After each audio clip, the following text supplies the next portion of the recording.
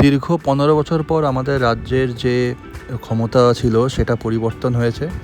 তৃণমূল কংগ্রেস থেকে এখন নতুন যারা ক্ষমতা নেবে তারা নেবে হচ্ছে বিজেপি।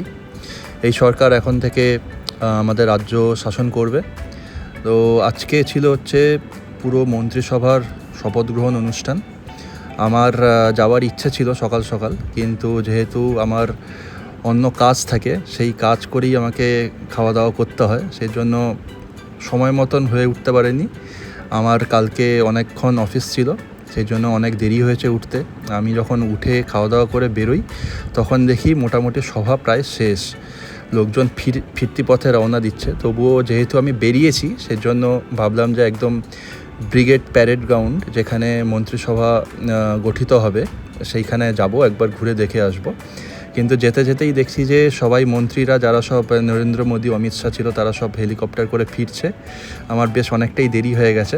আরও যত বিজেপি শাসিত রাজ্য ছিল সব রাজ্যের মুখ্যমন্ত্রীরা এসেছিলেন, তারাও সব মনে হয় ফিরে যাচ্ছেন এই হেলিকপ্টারগুলো দিয়ে।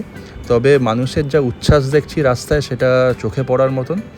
আমি এসপ্ল্যানেডে নেমেছি, এসপ্ল্যানেড থেকে মানে রাস্তায় ঠিক ঠিক করছে সব বিজেপির মানুষরা, সব পতাকা আর সব ব্যানার নিয়ে ঘুরছে।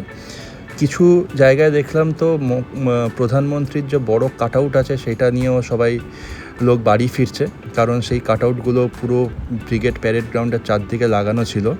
এই হচ্ছে ব্রিগেড প্যারেড গ্রাউন্ড। এখানেই রাজ্যের মুখ্যমন্ত্রী যিনি হয়েছেন শুভেন্দু অধিকারী, তিনি শপথ নিয়েছেন এবং অন্যান্য যে মন্ত্রিসভার যারা বিশিষ্ট নেতা তারাও শপথ নিয়েছেন। প্রধানমন্ত্রী উপস্থিত ছিলেন। চারদিকে দেখছো যে প্রচুর ফাঁকা জায়গা আর দোকানপাটও এখানে বসেছিল।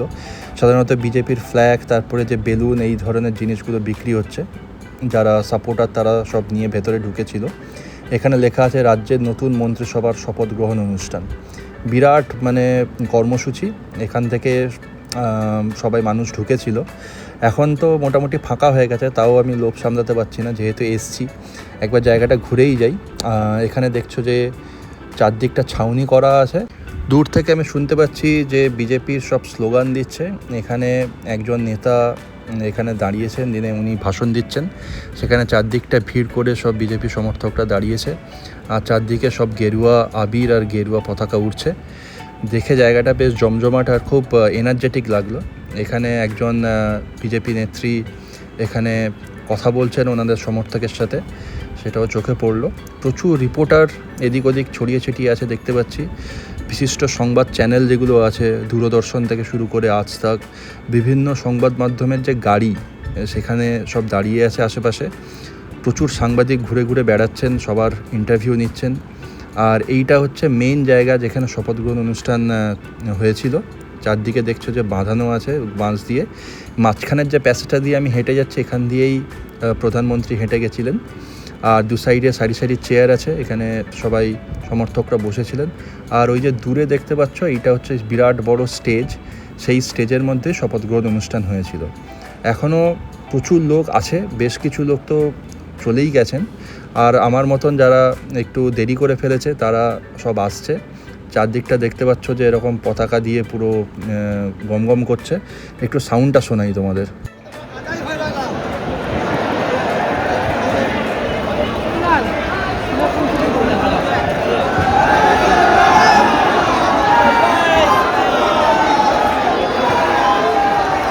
জয় শ্রীরাম।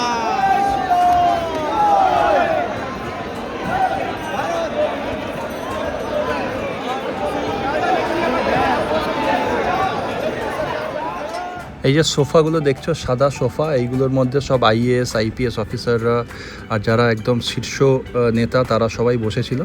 এখন এই সোফাগুলো ফাঁকা হয়ে গেছে, কমন মানুষ, সাধারণ জনতার জন্য ছেড়ে দেওয়া হয়েছে। আমিও তাদের মধ্যেই পড়ি, আমিও একটু বসে কেত মেরে ছবি টবি তুলে নিলাম। এখানে যে মঞ্চ দেখছো, এই মঞ্চের মধ্যে প্রচুর সাধারণ পাবলিক উঠে পড়েছে। তারা বলছে যে যে চেয়ারে প্রধানমন্ত্রী বসেছিলেন, যে চেয়ারে মুখ্যমন্ত্রী বসেছিলেন, সেখানে বসে আমরা সেলফি তুলব। তো সেটার জন্য বেশ প্রচুর লোক চলে যাচ্ছে ওপরে। আমি নিচ থেকেই একটু ছবি তুলে নিই। দেখছো যে মঞ্চটা কি সুন্দর গাঁদা ফুলের মালা দিয়ে সুসজ্জিত। বেশ চারদিকটা প্রচুর ফুলের মালা টালা তারপরে বিভিন্নভাবে সাজিয়ে তুলেছে। আর এখানে হচ্ছে আমাদের দেশের যে প্রধানমন্ত্রী, তার বিরাট বড় একটা কাট আউট। হার্দিক অভিনন্দন। অনেক বছর পরে সত্যি বিজেপি বাংলাতে এলো। জানি না কীরকম রাজ্য চালাবে, তবে 5 বছরের জন্য আমার মনে হয় এদেরকে শাসনভার দেওয়া উচিত। আমরা দেখি 5 বছর কেমন রাজ্য চালায়, তারপরে আবার যদি পরিবর্তন দরকার হয় আবার পরিবর্তন করা যাবে। একই পার্টির জন্য অনেক বছর থাকাটা খুবই বাজে ব্যাপার, কারণ যত করাপশান হয় এই লং লাস্টিং পলিটিক্যাল ইয়ের জন্য 5 বছর অন্তর অন্তর পার্টি চেঞ্জ করা উচিত। এখানে দেখছি একটি গাড়ি সুসজ্জিতভাবে সব সমর্থকরা সাজিয়ে নিয়ে এসছে, আর এখানে দাঁড়িয়ে সবাই ছবি তুলছে। প্রচুর গরম। আমি ফিরে এলাম, ফিরতে প্রায় 12টা-1টা বেজে গেল।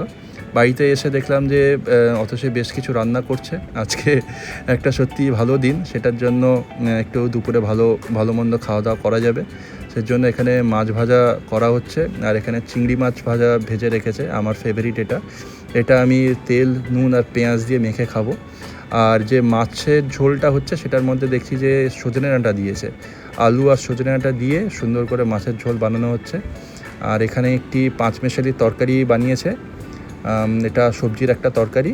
আর নিচে আছে হচ্ছে ছোটো নুপুর জন্য ঢ্যাঁড়স ভাজা, এটা ওর ফেভারিট। তো আমি চান খাওয়া করে নিই, তারপরে খাওয়া দাওয়া করা যাবে। এখানে ঘন করে ডালও বানিয়েছে দেখতে পাচ্ছি, বেশ অনেক রকমের রান্না করেছে তাহলে।